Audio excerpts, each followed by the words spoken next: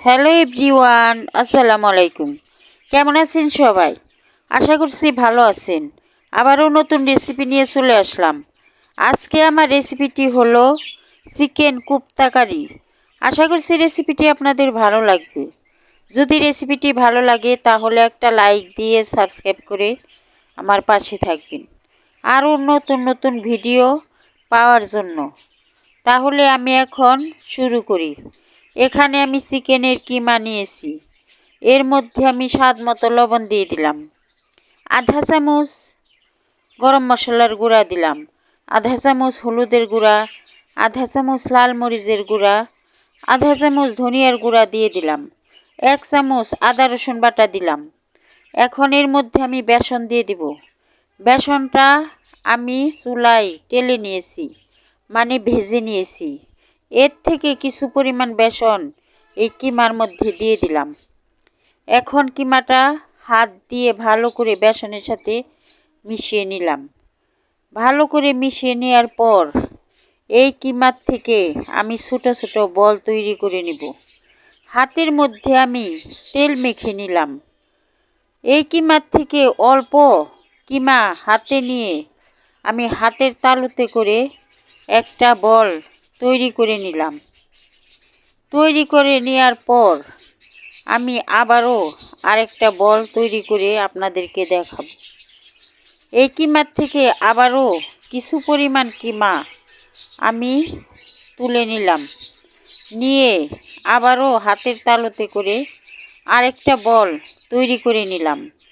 এইভাবে আমি সবগুলা বলই তৈরি করে নিব। সবগুলা বল তৈরি করার পর আমি ভেজে নেব। সবগুলা বলই আমি তৈরি করে নিলাম। এখন ভাজার জন্য চুলায় চলে গেলাম। চুলায় একটি প্যান বসিয়ে দিলাম। প্যানে অল্প তেল দিয়ে দিলাম। তেলটা অল্প দিতে হবে, ডুবা তেলে ভাজা যাবে না, তাহলে শক্ত হয়ে যাবে। আমি অল্প তেল দিয়ে একটা একটা করে বল এই তেলের মধ্যে দিয়ে দিলাম। তেলের মধ্যে দেওয়ার পর আমি ঢাকনা দিয়ে ঢেকে কিছুক্ষণ ভেজে নিব। এখন চুলার জালটা মিডিয়াম লোতে রেখে ভাজতে হবে, তা না হলে পুড়ে যাবে। আমার এক পিঠ ভাজা হয়ে গেছে। এখন ঢাকনা উঠিয়ে আমি বলগুলাকে উল্টিয়ে দিলাম।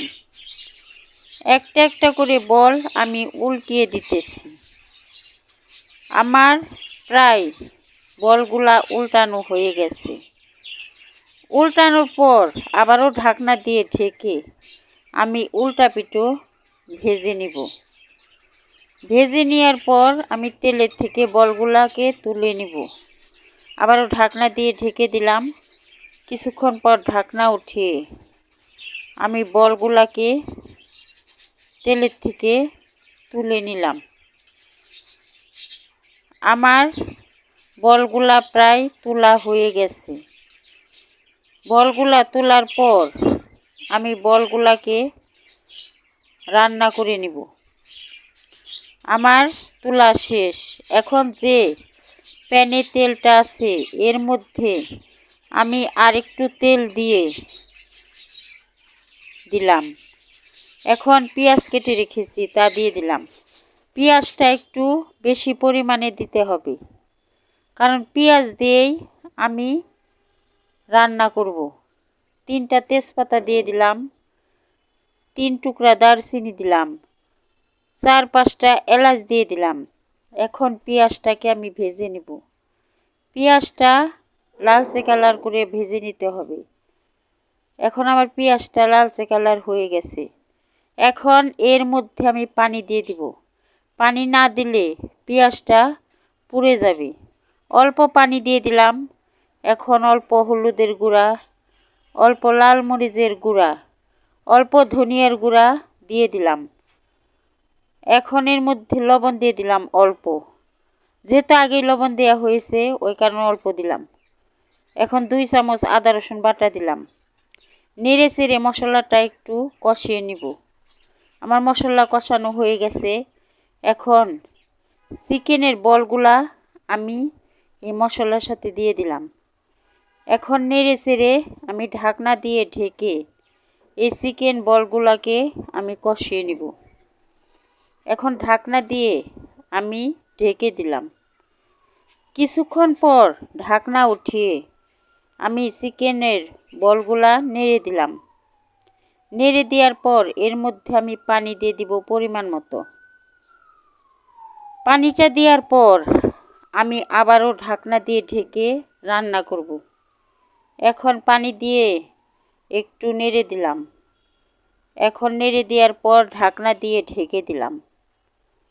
কিছুক্ষণ রান্না করার পর ঢাকনা উঠিয়ে আমি চিকেন বলগুলাকে নেড়ে দিলাম।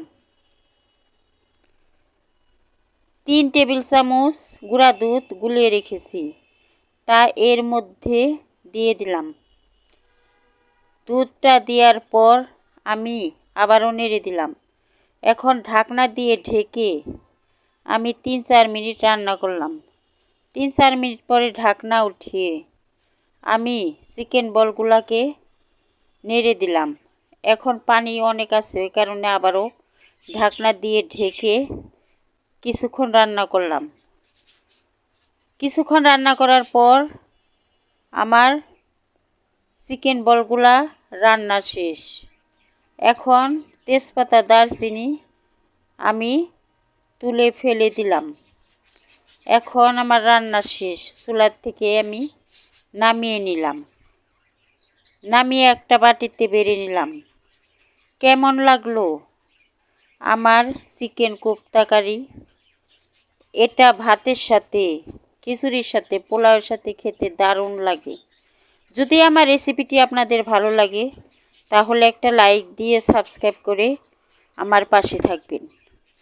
ধন্যবাদ সবাইকে।